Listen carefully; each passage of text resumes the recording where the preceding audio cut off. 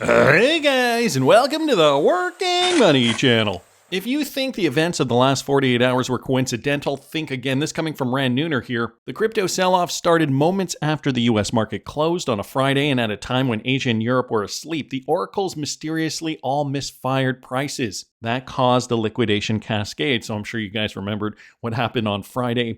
The market maker systems glitched and weren't creating efficient liquidity. The large exchanges had user access issues. Users couldn't buy the dip. So guys, on top of what was happening, and I kind of touched on this a little bit in yesterday's video. If you guys didn't catch yesterday's video, I do suggest you watch it. I'll link it up here.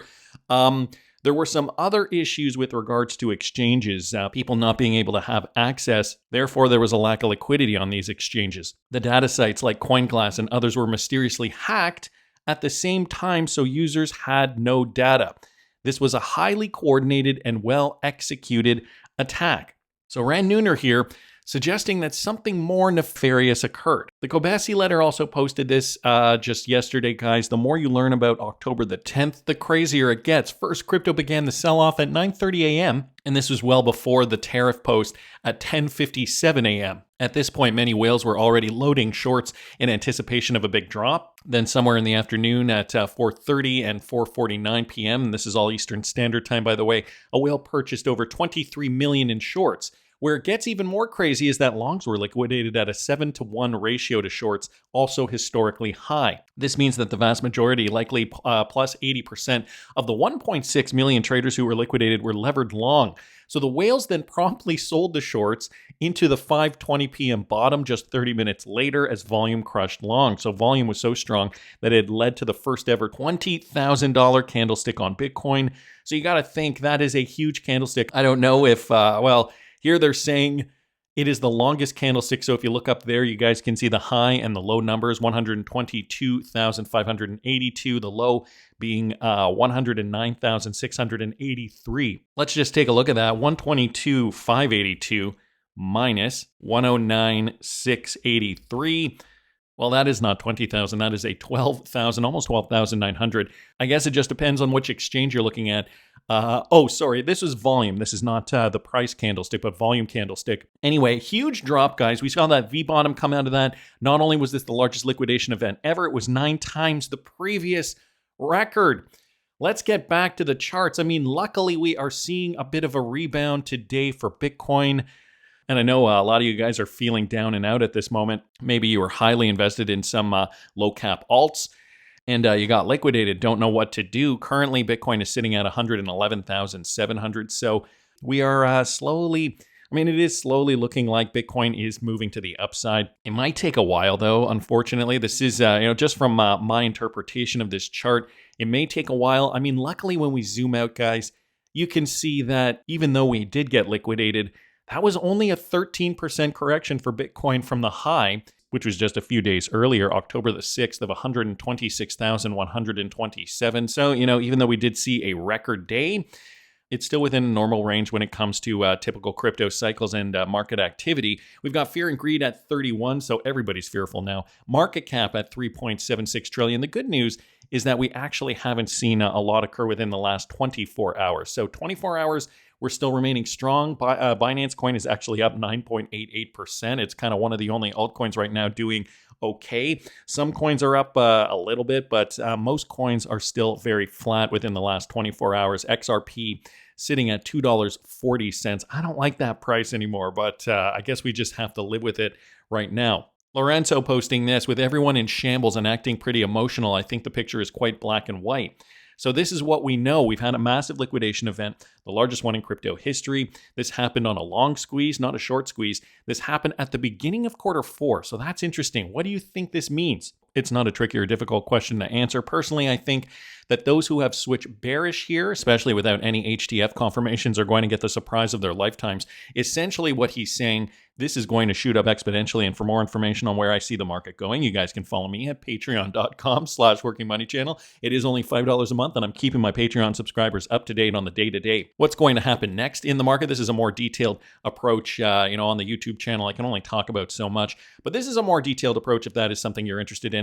It is only $5, but you got to subscribe and stay subscribed to lock into that price. Who is trading with leverage digital asset by posting this? I've been making this point for a while now. Don't use leverage and don't borrow against against your XRP. The market needs legislation and a lot more liquidity before thinking about that. So just some more information on this, the impact on margin traders. Anyone holding levered positions, okay, betting on price rises with margin lines face catastrophic losses. Short positions, though, profited massively.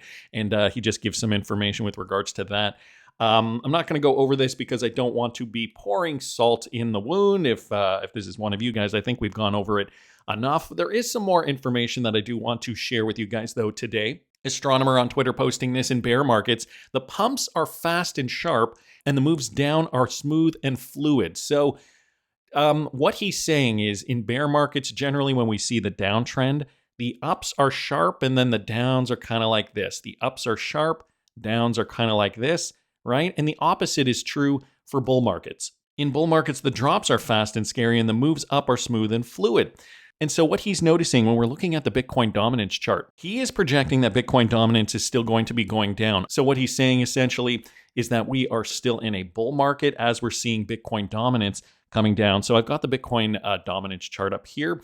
And as you guys can see, we are seeing that smooth, fluid motion here, a sharp up. And hopefully what we're going to see is this, continued move to the downside for Bitcoin. So the sharp up and then the continued move down. Probably see maybe a few more of this. And guys, this could realistically take us into the end of Q4 2025, maybe beyond. So another interesting observation here that I wanted to share with you. Wanted to thank Astronomer just for posting that. Panos here saying, no matter what happened with prices or centralized exchanges, this was a great stress test to see once again how DeFi worked flawlessly and as intended. Decentralized protocols kept on operating without issue, no disruptions, no interventions, just free market and everyone being their own bank. So self-custody is key.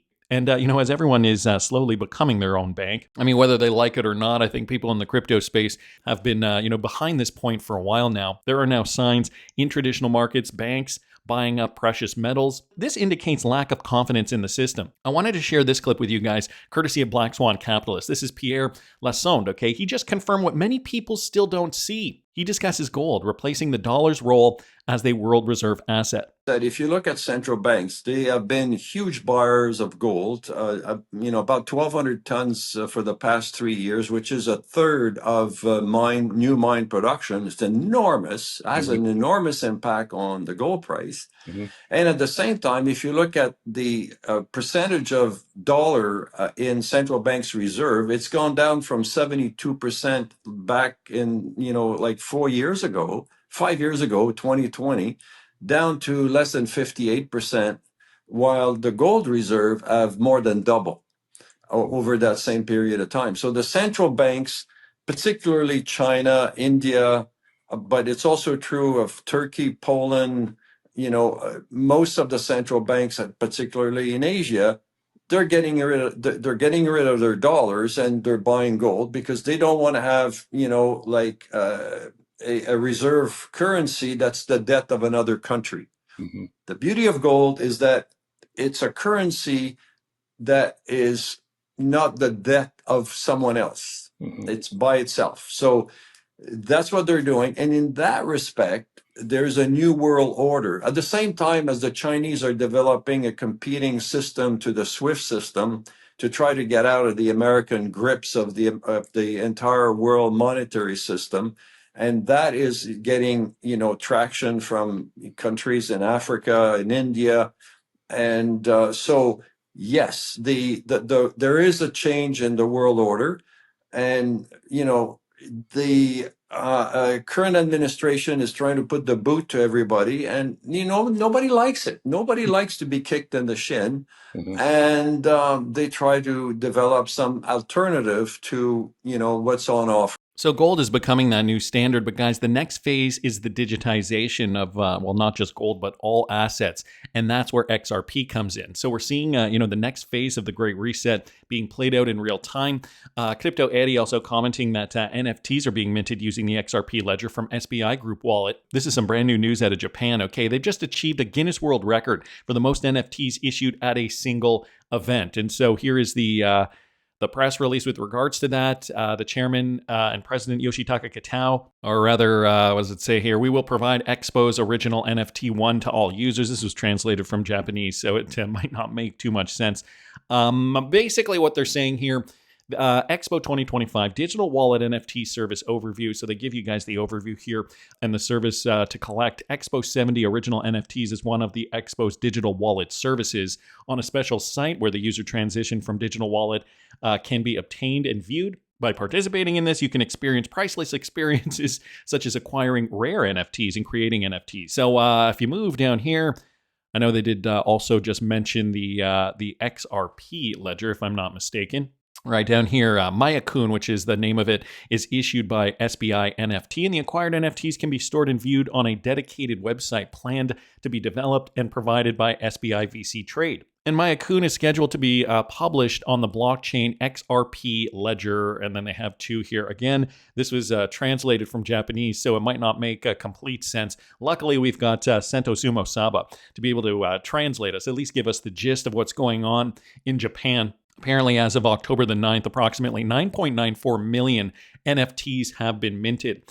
So this is more use cases for the XRP ledger. Great news there. Also wanted to mention this with regards to Ripple partner Thunes. So just the other day, we talked about how Thunes could interoperate with Swift and actually take over Swift's business, considering they are a Ripple partner. Well, Sterling Bank Switch partners with Thunes to enable free diaspora remittances. More news here, guys, coming from the Thunes camp. Again, a big Ripple partner. They have partnered with Thunes, a global payment network based in Singapore. The collaboration will allow Nigerians in the UK and Europe to instantly fund their Naira accounts. So that is the local currency there. The new service enables customers to link their UK or EU bank accounts to switch and transfer money directly to Nigeria in seconds. It supports British, Great British Pound, and Euro transactions to the Naira, the NGN. More currency options are going to be included eventually, like the US dollar and the Canadian dollar. They're expected soon. Through this partnership, Thunes' direct global network has been integrated into Switch's infrastructure. It is noted that it ensures instant settlements, transparent foreign exchange rates, and zero transfer charges. So we got more adoption here from Ripple partner Thunes. Great news there. Wanted to mention this, wanted to remind people of this just because I know everybody seems to be down and out at the moment. This is the XRP chart. I guess we still haven't talked about XRP price. It wicked down significantly, but guys, XRP has rebounded also, now at $2.41. We've just been seeing XRP kind of meandering in this region here, similar to what Bitcoin has been doing. Luckily, this was just a liquidation event, a big long wick to the downside. And, now, unfortunately, well, not just for XRP, but for the entire crypto market, we do have to make our way back up. And that is going to take some work. Luckily, though, we have the tailwinds, right? The ETFs, this courtesy of XRP Crypto Wolf. And I guess I should say thanks to XRP Crypto Wolf and Crypto Eddie, Black Swan Capitalist, Panos, Astronomer, Digital Asset Investor, Lorenzo, Kobesi Letter and Rand Nooner just for posting those. I'm going to get to this though. Expectations with regards to potential XRP ETF approvals are still in place for October. So we have that to look forward to. I guess that's next week. The SEC is expecting to decide on the Grayscale ETF. That is October 18th, 21 shares. October 19th, that's also 21 shares core XRP, right? Bitwise is the 22nd, Canary Capital's the 23rd, Wisdom Tree the 24th, and CoinShares also on the 23rd. A recent update on XRP ETF applications reveals issuers making amendments to their filings, guys. And Nate Gerasi did recently just notice this. So Chad Steingraber also commenting on these amendments. You guys can see one there. And Nate Gerasi was saying, another batch of S1 amendments rolling in on spot XRP ETFs, Bitwise, Franklin, 21 shares, Wisdom Tree, etc. The interesting thing he says, though, is that we are getting very close. So will we see a price pump at that point? I mean, I'll take a FOMO price pump at this point. ETF's about to go live from Crypto Insight UK. Now the markets are in chaos. Couldn't have been a better timed dump for institutions.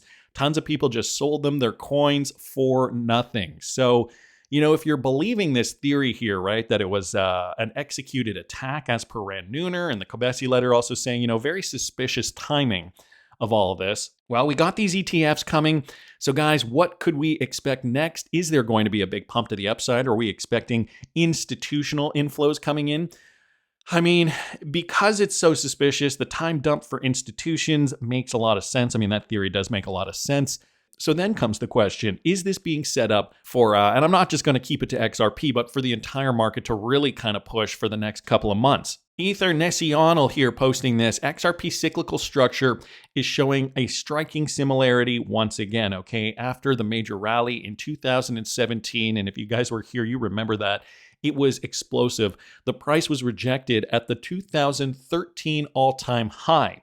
Okay, the level was then retested in 2014, which had previously acted as resistance. After accumulating strength in this area, it began its parabolic run to the upside.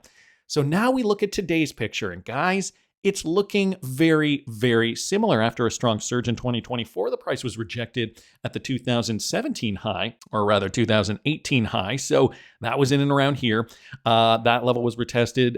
So it retested the 2021 high, which had previously acted as resistance. Now the power accumulation phase is ongoing in this region. Follow this consolidation. The next parabolic run will be inevitable. So if we do, in fact, follow this same kind of structure here, guys, something that we've been talking about for a while, and we did, as you guys can see, we did wick down into this demand zone or level of support. So they are interchangeable terms, demand zone, support level.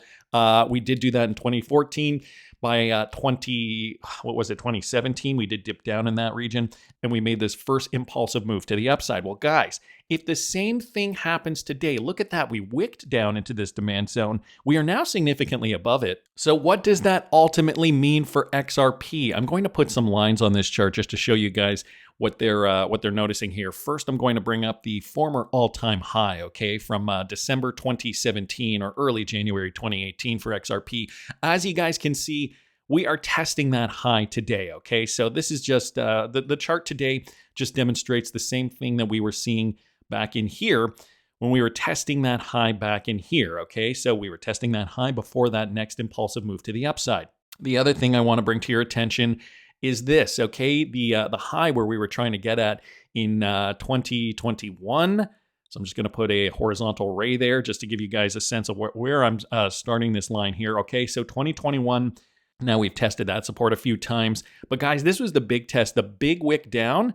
Okay, and now we are significantly above that level. That final test, that was about $1.96, $1.97, give or take, I guess, just depending on which exchange you're looking at. And let's take it from here. Take a look at that. That former high retested that level in April of 2017. So now, guys, what we are to expect is a pump to the upside. And so if I were to just throw a Fibonacci on there, you guys can see it really just exploded. It really kind of outperformed the Fib.